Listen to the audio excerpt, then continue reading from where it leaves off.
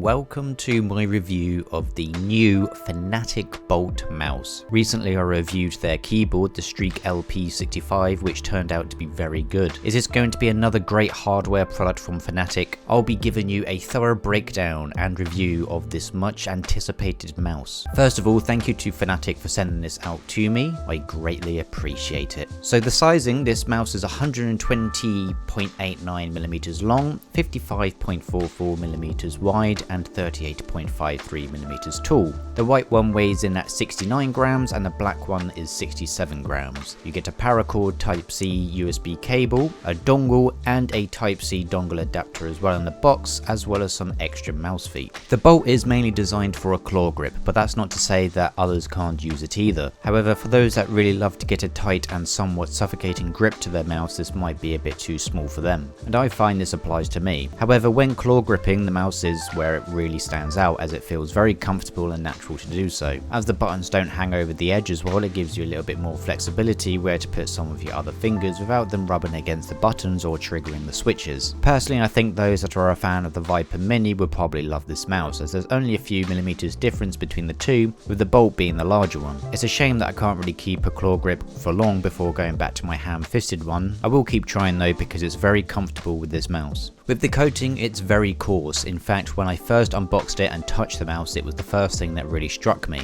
Enhanced. It's a coating that is similar to razor mice. I actually prefer this kind of coating as it feels a little bit more grippier, it doesn't get sticky either, and in general just feels a little bit more quality. Enhanced. There might be a chance that the black one has a different texture though, due to the coating on the white one. Fnatic mentioned on their website in relation to the white one being heavier that the coating on it is to reduce it getting shiny and stop it from going yellow. So it would make sense if there was a minor difference in the coarseness between the two. The mouse 1 and 2 switches are using the enthusiast favourite KLGM 8.0s, a switch that is known for its reliability with it rated for 80 million clicks, and also a consistent crispy feel to it that doesn't falter. The buttons responsible for triggering the switches are perfect. I find that there's literally no pre or post travel to them at all. The side buttons are also great. They are a good size and are positioned so they can be used in a roll of a thumb. I think that my only criticism for these is that the gap surrounding them is a bit large, allowing a lot of dirt to potentially get in. The scroll wheel is great as well. The notches are solid and the button is very crisp and consistent. I think the only thing that I don't like is that it's really small, as in it sits further down the shell, so it's just this teeny little hump you've got to work with. I'm probably being incredibly picky with this detail though. You also get a DPI button that sits underneath the scroll wheel, which, believe it or not, works completely fine, and an on-off switch at the bottom side. For the dirt check, there is going to be a build-up in the usual areas, but there also seems to be an effort to have as minimal gaps as possible in the shell where the skin comes in contact with the mouse the most. I think that maybe only the real issue could be the side buttons, but that's acceptable, I'd say. I do find that the build-up of dirt has been quite minimal, and honestly it's been very easy to clean when it has gotten dirty. You get 100% virgin PTFE feet, which sit at the bottom and the top of the mouse. It's a bit of a shame there's no sensor ring here as well actually. The mouse actually has some ridges so the feet curl in a bit more, hopefully making them last a little bit longer and reduce any lifting. Despite the lack of sensor ring, it's very well balanced and there isn't any dragging anywhere on the mouse. The battery life for this mouse is around about 110 hours with no RGB, which is honestly very impressive. I don't really have the time to test out the battery life fully, but if it gets close to that, it is very good. They don't specify if it's on 1000 Hz or not. There's no asterisks on the website when they make this claim, so I'm going to just go in and say it is 110 hours on 1000 Hz, which honestly, if it achieves that or anything close to that, that is absolutely fantastic. The Type-C cable here as well is a pronged port, which is a shame as it means it's not universal for other mice, but you can use other Type-C connections with this one. The cable is a paracorded one and it feels nice to use during those rare occasions you have to charge it. You also thankfully get an extension dongle to plug into the USB-C cable if you want to lower the range between the mouse and the dongle. The cable is very lightweight, it's flexible, and I think it's great. The prongs I'm not really too sure of, because when I plug it in, the prongs don't really seem to make a difference in terms of stability on keeping the cable in. When I plug a different USB Type-C cable, it just seems to be just as secure as the one with prongs in it, so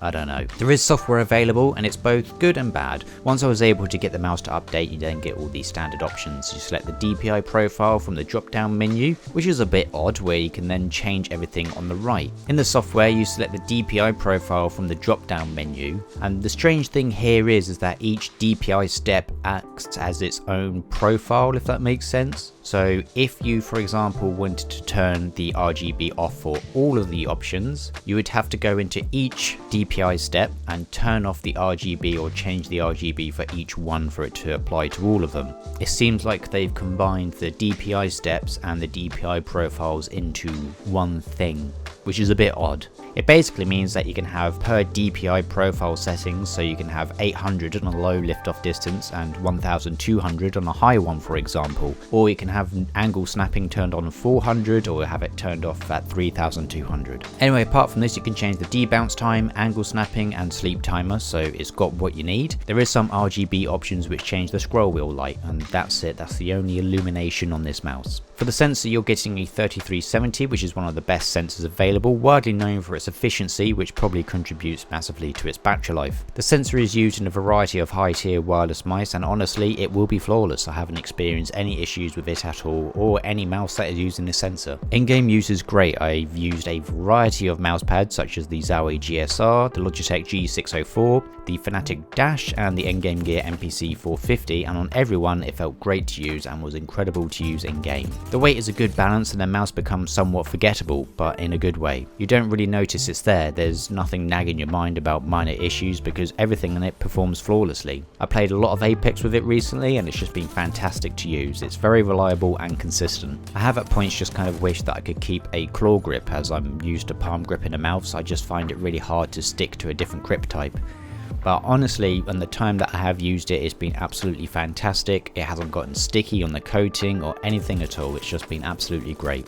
Now the price is where it really steps out for me. It's around about $80 or £80, around about €90 at the time of this review. For a very high tier, holeless mouse with some of the best hardware going is honestly a great price. Not only that, but the quality of the mouse is just fantastic. There's no rattle, wiggles or anything that looks a bit out of place at all, and it just looks and feels like a very premium mouse. It's incredibly surprising how high quality it is, that honestly you'll only really be able to notice it when you get your hands on one.